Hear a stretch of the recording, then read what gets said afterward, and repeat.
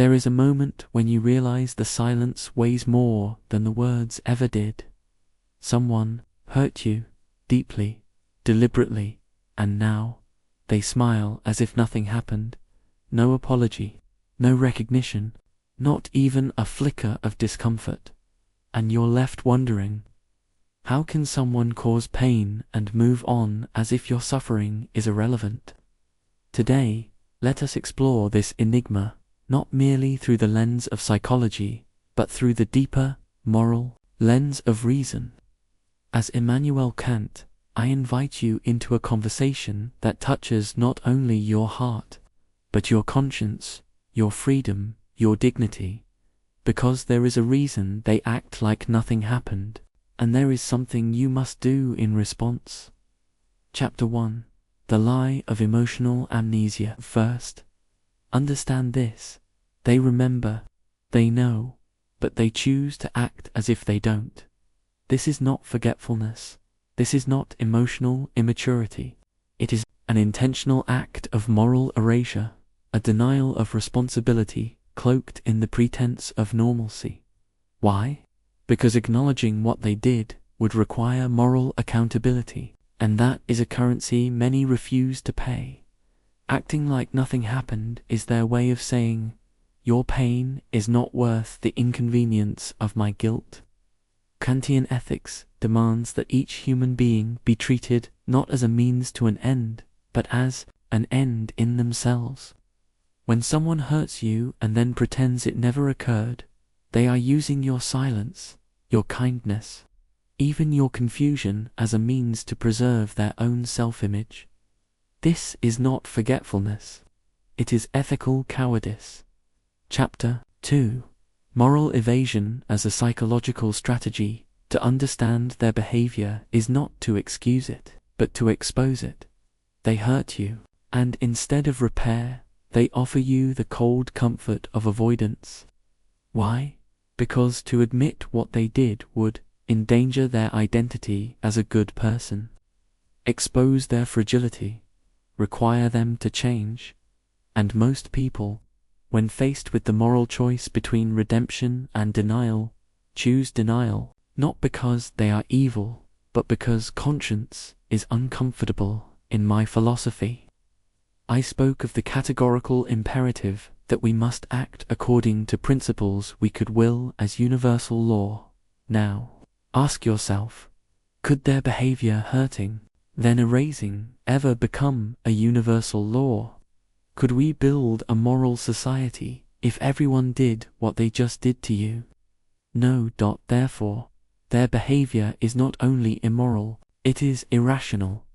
And you, the one who suffered, are left in the painful position of being more ethical than the one who inflicted the harm. But here is where your power begins. Chapter 3. The Ethics of Response. You are not powerless. They may act like nothing happened, but you don't have to. You have a choice, and that choice is the beginning of freedom. When someone erases your pain, you can either internalize their denial, or you can externalize your truth. You can set a boundary, speak your truth, withdraw your energy, rebuild your dignity, as I have. Written out of the crooked timber of humanity, no straight thing was ever made. We are imperfect creatures, but even so, we must aspire to live with moral clarity. Do not mirror their amnesia. Do not match their silence with silence. Your wound is real, and your healing begins the moment you affirm, yes, this happened, and it mattered. You are not obligated to teach them, fix them, or wait for closure. Your duty is to truth, and to yourself. Chapter 4. When empathy is weaponized against you, perhaps they know you are kind, that you seek peace, that you long for harmony, and they use it. They act normal. They smile. They send a message about something mundane, pretending the rupture never occurred, because they know your empathy may outweigh your indignation. That is not peace. That is manipulation. In Kantian terms, They are treating your goodness as a tool for their convenience. They are using your virtue to avoid their vice. The moral law within. You must speak louder than the pressure to keep the peace. When someone tries to bypass the harm they cause by appealing to your desire for connection, remember, forgiveness is not forgetting. Reconciliation is not silence, and peace without justice is not peace. It is surrender. Chapter 5. The hollow performance of normalcy. You see them post online, laugh in public, speak to others as if the betrayal or cruelty never occurred. You wonder, how can they be so calm?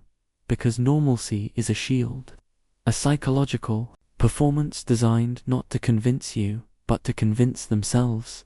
If they act like nothing happened long enough, maybe they can believe it. Maybe they can escape the burden of guilt. But this is self-deception. And every act of self-deception deepens the chasm between who they are and who they pretend to be. You, however, must choose the opposite path. Do not pretend. Do not perform. Do not shrink your truth to match their comfort.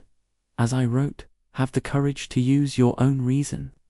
Let their performance pass through you like smoke. It is not solid. It has no moral weight, but your truth, your lived reality. That is your anchor. Hold it firmly. Chapter 6. The silent rebellion of self-worth. Time you acknowledge what they refuse to. You reclaim a piece of yourself. This is moral rebellion, not with vengeance, not with cruelty, but with clarity.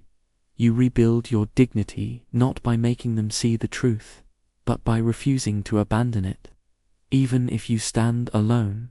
In that moment, their denial becomes irrelevant, because your life, your values, your peace, they are no longer dependent on their recognition.